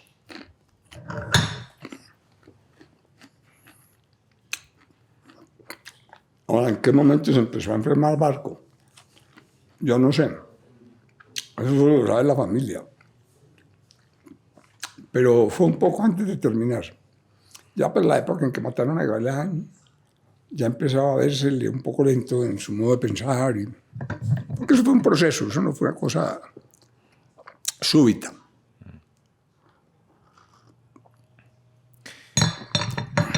Usted no gobernó ni para el tiempo ni para los gremios, pero ¿qué era lo que tenía usted como, qué era lo que lo guiaba? Como, es una noción del bien común y sobre eso. No, una reforma pacífica. La revolución pacífica de la que yo estaba hablando. Claro. Vamos a hacer cambios de verdad. Y lo hicimos. Los cambios de verdad los hicimos. Sí. En política y en economía. Déjeme leer esto que escribe De la Calle sobre usted. Lo escribe hace rato, además. Dice, el vector que mejor define a Gaviria es el de las realizaciones. No desdeña la teoría, ni en el campo de la economía que corresponde a su formación académica, ni en el derecho o la ciencia política. Durante las largas jornadas de discusión del proceso constitucional y de elaboración del proyecto de reforma del gobierno se le notaba ansioso por entender los detalles, oía con cuidado y hasta con fruición las más densas elucubraciones sobre teoría constitucional. Pero a la hora de la verdad, su verdadero norte es lo que sea realizable. La política, como arte de lo posible, corresponde también a la mejor definición de su vida pública. Eso llevó a que a mí me acusaran, y me acusaron mucho, y eso fue una campaña dura, de que es que yo era un pragmático. Sí. Entonces, yo decía, sí, yo soy un pragmático. Yo hago lo que creo que hay que hacer, y lo que puedo hacer, lo que no, no. O sea, uno no puede... Es que la gente, en esos tiempos, la política era acerca de los discursos, no de las cosas que realmente iban a pasar, sino de los discursos. Los discursos se suponía que definían lo que una persona iba a hacer. Yo no me dejé meter en eso. Yo me metí a hacer las cosas que se podían hacer y las hice. Y hice todas las coaliciones en el Congreso y en la sociedad para hacerlas. Hay una escena fantástica de su pragmatismo que la relata alguien que trabajó en su gobierno. Usted me corregirá si la recuerda diferente, pero cuando se iba a entregar Escobar, que estaban en todas las conversaciones con el padre García Herreros, él pregunta, bueno, ¿y cómo hacemos para coordinar el operativo de la entrega de Escobar? Y usted dice, no, pues que lo arregle él, que él es el que mejor sabe cuidar su seguridad. No, es que lo del padre García Herreros nunca fue muy real. Él se veía ir y venir de la casa de los Ochoa a Bogotá y decía cosas que él había dicho, razones que había mandado Escobar. Pero él no era un verdadero intermediario. Entonces, nosotros no le poníamos, yo por lo menos no le ponía ningún cuidado a lo que decía el padre García Herreros, porque yo sabía qué había detrás. Ya. Ok.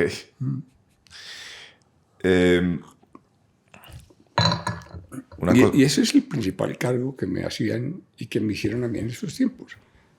No, hablaban del pragmatismo mío como con desprecio. Sí. En el sentido de que, es que no, yo hacía las cosas pues, porque yo hacía lo que tuviera que hacer. Sí, yo hacía lo que tenía que hacer. Yo creo que se trata de eso, de hacer las cosas, no de decir que uno las va a hacer. Claro. Un hombre de acción. Pues sí. No. Y la verdad es que sí hicimos un proyecto de nuevo país y de reforma supremamente profundo. Y eso pasó. Usted se dio la pelea para que en la Constitución quedara prohibida la reelección de presidentes. Sí, señor. Siendo usted presidente. Ellos fueron los dirigentes de los partidos. Estoy hablando de Serpa, estoy hablando de... Yo creo que era Rodrigo Marín, estoy hablando de... no sé quién era de Pastrana, bueno. Allá fueron a hablar conmigo. Así que ellos estaban pensando en prohibir la reelección. Y le dije, pues claro, prohíbanla. Y los desafían, les dije, claro, prohíban esa vaina. Yo no estoy pensando en volver a ser presidente, ni loco que estuviera. ¿Por qué le parece nociva? No, porque es que yo ya llevaba 2 periodos de estar gobernando. O sea, para mí no tenía sentido pensar que yo me debiera reelegir, no. Yo paré mis ambiciones y porque las cosas que yo quería hacer ya más o menos las había hecho. No es que no faltara nada, pero yo más o menos había logrado hacer lo que yo quería hacer y lo que yo creía que se debía hacer. Sí, y hay algo sobre su carrera que le da a uno a entender que usted está en contra de la concentración del poder en una sola persona. Sí, yo creía mucho en la cosa sí, de la separación de poderes. Creía que la crítica era absolutamente necesaria, porque es que, digamos, el grupo que rodeó el grupo de Durán y de ellos, esos no pensaban así, no pensaban así.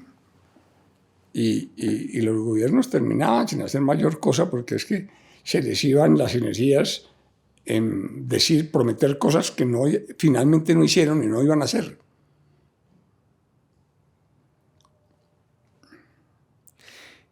Cuando usted vuelve al país en el 2005 a hacerle contrapeso al presidente más popular, no sé si en la historia de Colombia probablemente, pero en todo caso con una popularidad desatada, que era Álvaro Uribe.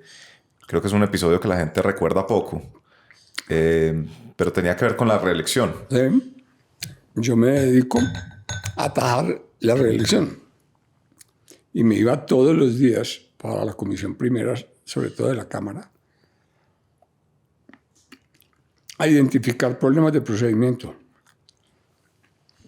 a hacer todo un listado de cosas de procedimiento que estaban violando.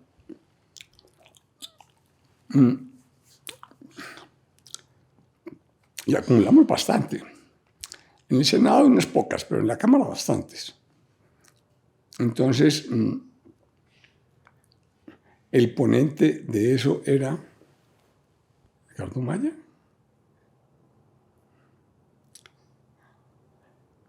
Y yo le preguntaba, bueno, ¿y esto cómo va? Me decía, hacía como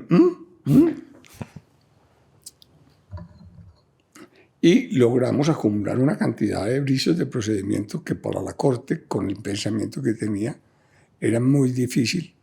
Y a Uribe lo coge ese proceso en una gira por el Valle del Cauca. Estaba en el Valle, en alguna parte del Valle, yo no recuerdo dónde. Y porque la gente más cercana a él, sobre todo Rivera, le decían que no, que tranquilo, que eso estaba listo, que eso estaba hecho. Que eso no. Ellos daban por sentado que eso no tenía problemas. Y la tumbamos.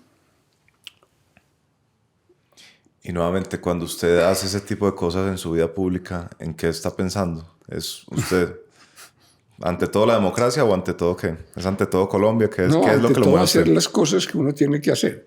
Yeah. Es que los latinos tenemos ese problema, pero los colombianos lo tenemos más, ¿no? Es no hacer las cosas que hay que hacer. ¿No? Quedarse con el discurso, quedarse con las promesas. Y eso era algo que yo no concebía porque yo vi pasar eso mucho tiempo y me parecía desastroso. Miren lo que terminó, en lo que terminó lo que recibió Barco, ya era un país deshecho. Y eso que había tenido buenos presidentes. Veníamos de López, de Turbay, que era un buen presidente, porque tenía control político, porque sabía hacer las cosas. No era pues un gran intelectual. Veníamos de gobiernos con control y todo, pero no hacían las cosas. A López se le quedó, por ejemplo, su asamblea constitucional, se le hundió. Se le hundió su reforma constitucional.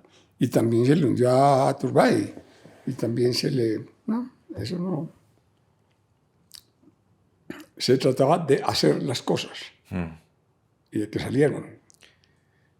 Y yo de tanto hacer política, que yo empecé muy temprano, en el Consejo de Pereira estuve 2 periodos, después en la Cámara estuve 3 periodos,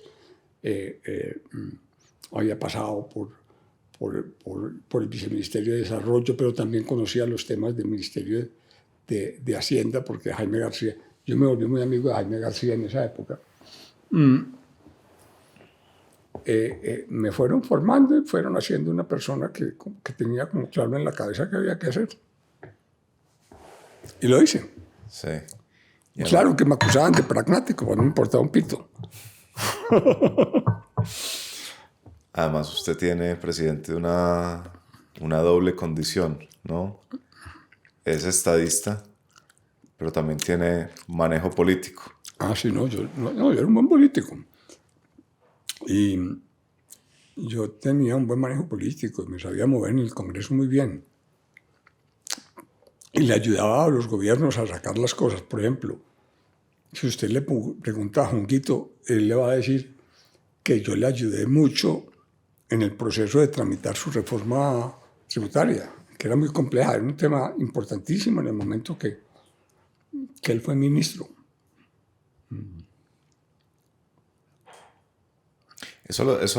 La opinión lo suele decir en términos peyorativos, como cuando decían que Barco era técnico en Bogotá y Manzanillo en Santander. Santander, sí. ¿Y usted dirán que técnico en Bogotá y Manzanillo en Pereira? Pues más o menos, sí.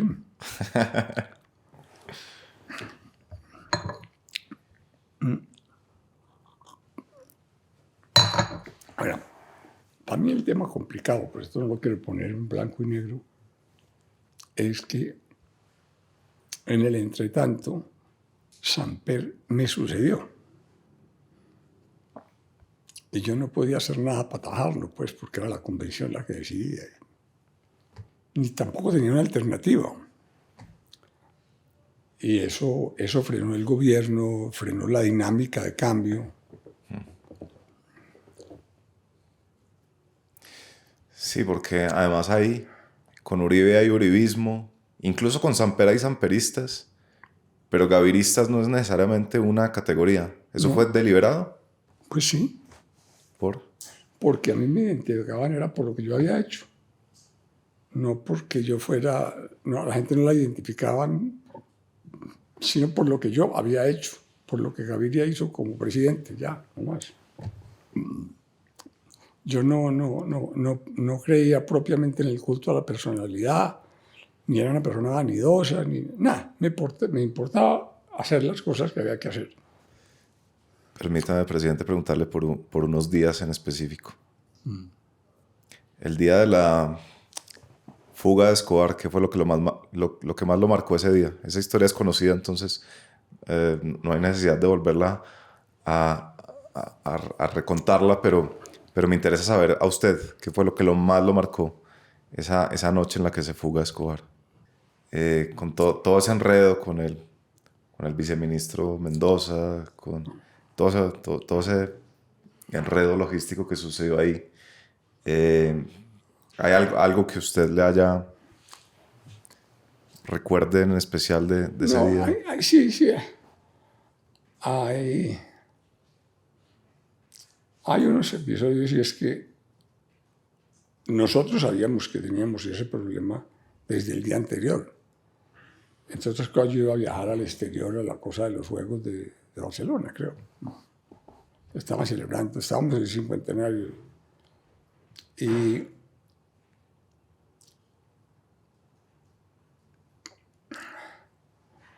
Y particularmente el ejército fue muy poco vertical en las cosas que había que hacer. Por ejemplo, no, que hay que anticiparse. No, hay que llegar y echarle mano. Pero no, ellos resolvieron dejarse montar una negociación, porque fuera de eso mandamos como persona a Medellín, no solamente a Mendoza, que era un chino, sino al director de instrucción criminal, que era un tipo muy preparado, Mejía. Pero el problema fue que el general del ejército de la brigada de Medellín no dejó que se entrara a la fuerza. Él resolvió que no, que él tenía mecanismos para asegurar que ese señor no se le volaba y que él tenía una cuerda, un círculo de soldados y que eso hacía imposible que ese señor se volara y que le parecía peligroso. Y después secuestraron a estos dos, a Mendoza y a Mejía. Y el tipo nunca quiso entrar. El tipo lo dejó volar hasta que llegó la hora del almuerzo del día siguiente y Escobar salió caminando. Mañana el mando para el sancocho, muchachos. Así. Les pagaban, los sobornaban con una oficina que tenían en Envigado, que cada 8 días les pagaban una platica. A toda esa gente que cuidaba a Escobar la mantenían sobornada. Usted tenía muy claro lo que quería hacer desde la presidencia, pero ¿qué tanto se le metía en la conciencia a Escobar? ¿Qué tanto pensaba en él? No, yo no dejé que el tema de Escobar me absorbiera al gobierno. Yo hice un primer semestre de gobierno supremamente bueno, lleno de cosas. Pero, sin embargo, tuve el problema de los secuestros. Que Escobar empezó a secuestrar personas que eran muy difíciles, cuyos secuestros eran complicados de manejar. Entonces, el tema de los secuestros me terminó quitando mucho tiempo. Y bueno, mataron a Diana y mataron a Marina Montoya, ¿no? A Marina Montoya, pero Marina Montoya, si no la habían secuestrado, era para bregar a secuestrar a Germán Montoya. Pero ellos no tenían ninguna relación. Eso no era tan importante.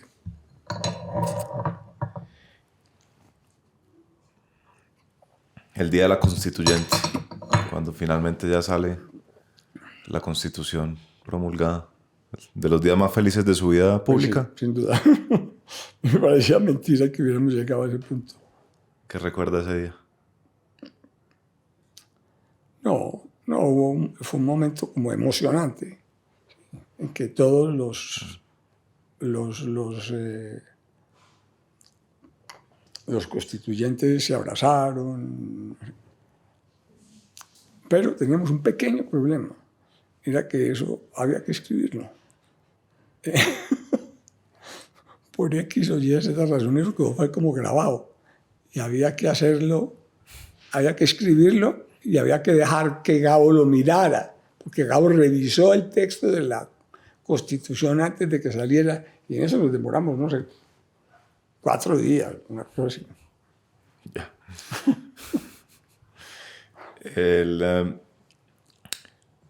Usted fue el primer presidente que nombró un ministro de Defensa Civil, Rafael Pardo. Yo te cuento por qué hice eso. Eso se veía como una cosa muy brusca, pero es que los del M-19, de vivos, a pesar de las quejas que tenían sobre Fuerzas Armadas, no quisieron tocar lo militar en la Constitución. No quisieron. Y eso se veía raro, se veía como mal. O sea, no haberles quitado un poco de poder. Y a mí me empezó a dar vueltas en la cabeza nombrar a Pardo ministro.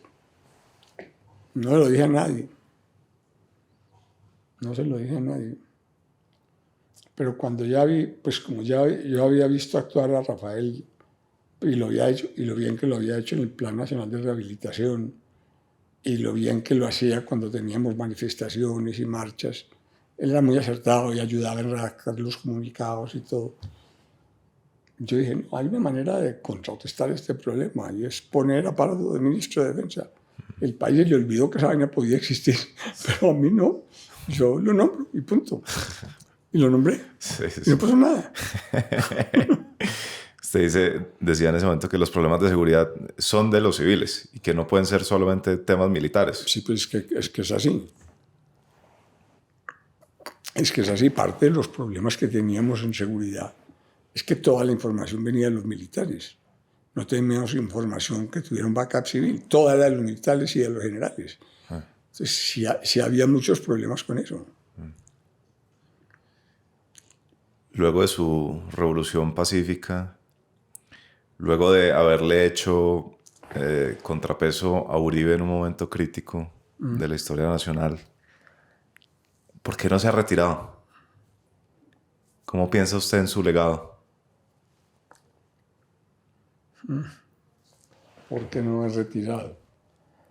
Eso es una buena pregunta porque yo no tengo una buena respuesta. La verdad es que es el partido el que se ha ido dejando encerrar en eso, en no encontrar una persona que tenga el suficiente equilibrio para darle garantías a todos, para ponerlos a todos en una lista donde queden ubicados, y eso en cada departamento, entonces eso implicaba. Y entonces empezaron a decir, no, es que si usted no nos ayuda y si usted no nos queda en la dirección, esto se pierde. Vamos a perder las elecciones. Y yo decía, pues ¿cómo vamos a perder las elecciones? Y eso me llevó a 3 direcciones, creo.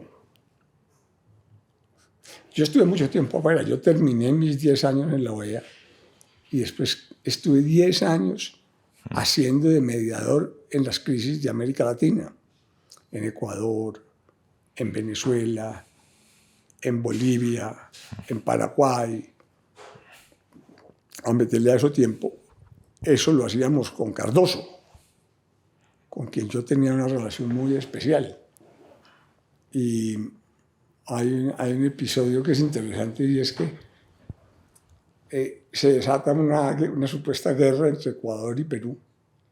Una guerra, pues, no sé qué tan grave fue la guerra, pues, pero eso se vuelve un problema del continente. Entonces, pues, hacen una reunión de cancilleres y de presidentes en Itamaraty. Y yo me voy, pues obviamente me invitaron. Y Cardoso me pregunta, bueno, y después de lo que usted ha hecho, ¿usted por qué dice que hay que tener en cuenta a los Estados Unidos?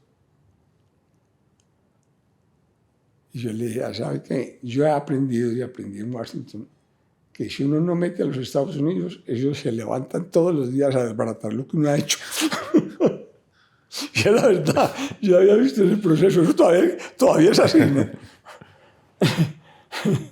Él se rió. Yo me imaginé que le iba a contar a Chávez, que estaba ahí sentado. No, no le contó. Él leyó la Comisión de Amigos del Proceso y mencionó a los Estados Unidos sin anticiparle a Chávez nada. El simple argumento le pareció suficiente. Claro. Bueno, tuve un proceso complicado que fue la mediación en Ecuador. Todavía hay personajes de esos por ahí. A don Sixto Durán Ballén, que era un señor ya muy mayor y que ya se le iba a acabar el periodo. Faltaba 1 año, 6 meses por ahí. En Ecuador había un tema raro y era que el presidente no tenía inmunidad. Con la acusación de un solo magistrado lo podían tumbar. Y ese magistrado obviamente existió y se metió en la tarea de tumbar al presidente de Sixto Durán. Entonces, estamos en una reunión en el Comando Sur, donde pues ya los gringos habían empezado a echar para atrás en sus teorías.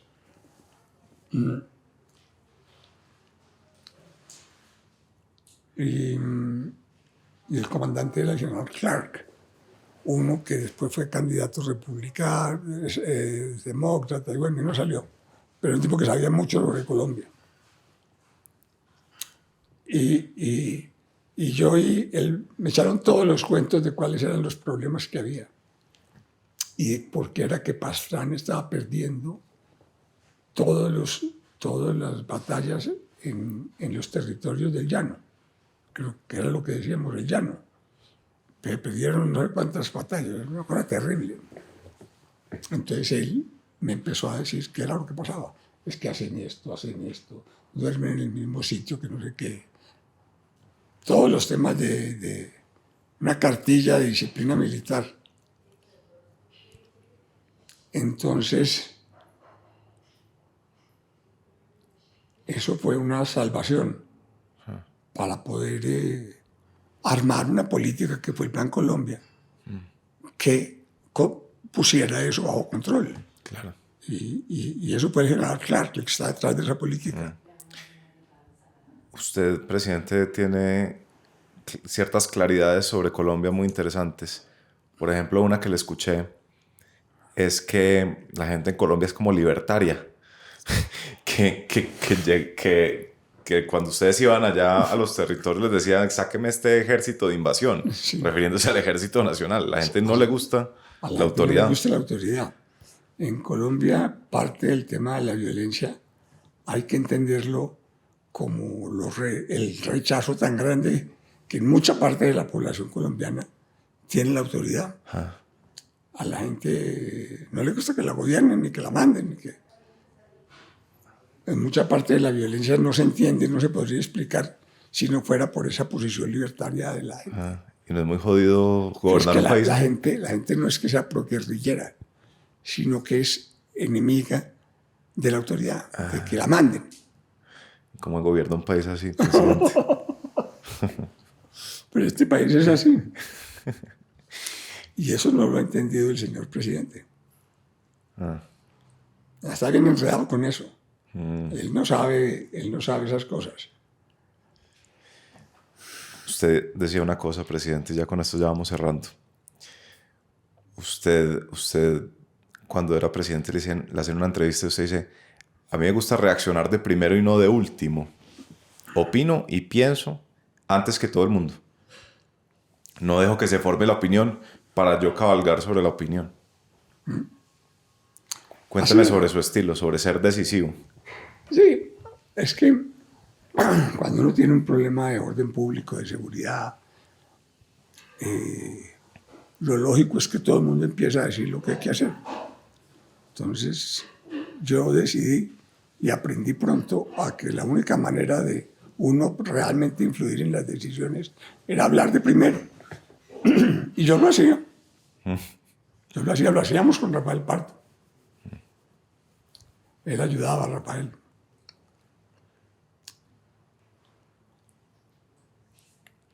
Sí, si uno se siente esperar a que todo el mundo opine, se oído.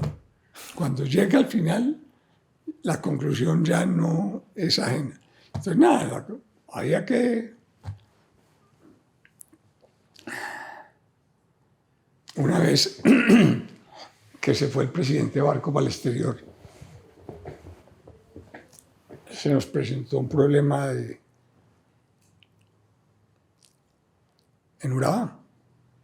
En Urabá hay unos sindicatos de un poder. Los sindicatos de bananeros eran terribles. Entonces, ayudarle a los bananeros en Urabá era un problema complejísimo. Y apenas se fue Barco. Mientras que el colombiano abrió la página, abrió su periódico diciendo El País partido en dos. Aquí en Bogotá decían no pasó nada. Y era que habían volado unos puentes en Urabá. Claro, volaron los 4 puentes que comunicaban a Urabá con la zona bananera. Entonces, las disyuntivas que me presentaban los generales era, bueno, tenemos que decidir si usamos el Hércules, que está funcionando, uno solo. Ja. El Hércules que está funcionando, si lo usamos para traer agua, para traer comida, para traer combustible, o para, o sea, una cosa devastadora. O sea, no había ni agua, ni combustible. Y entonces yo dije, no, qué carajo hagan ustedes lo que crean que tengan que hacer. No me pongan a mí a decir eso. Hagan lo que tienen que hacer y punto. Y me les escurrí, no dejé que me dejaran, no me dejé encerrar en ese tema de esas disyuntivas. Porque eso era una manera de ellos eludir las responsabilidades. Interesante. Y resulta que fuimos a una zona donde, de las zonas más duras de la guerrilla. Ay, yo no me acuerdo, en este momento no me acuerdo cuál era el sitio específico de Antioquia. Pero llegamos y la gente desentendida del problema.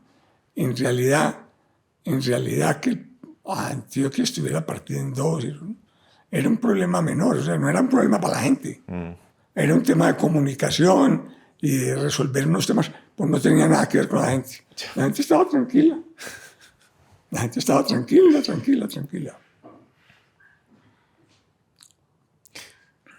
Pues, presidente, le agradezco mucho. Esto ha sido No, señor, un gustazo. me ha preguntado mucha cosita. Mucha cosita. Muchas gracias, de verdad.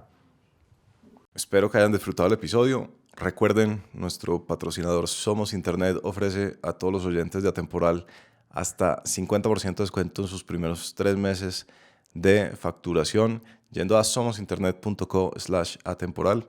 somosinternet.co/atemporal. Gracias por escuchar esta entrevista con el presidente César Gaviria. Y, como siempre, moral arriba. Seguiremos adelante, seguiremos avanzando. Y hasta la próxima.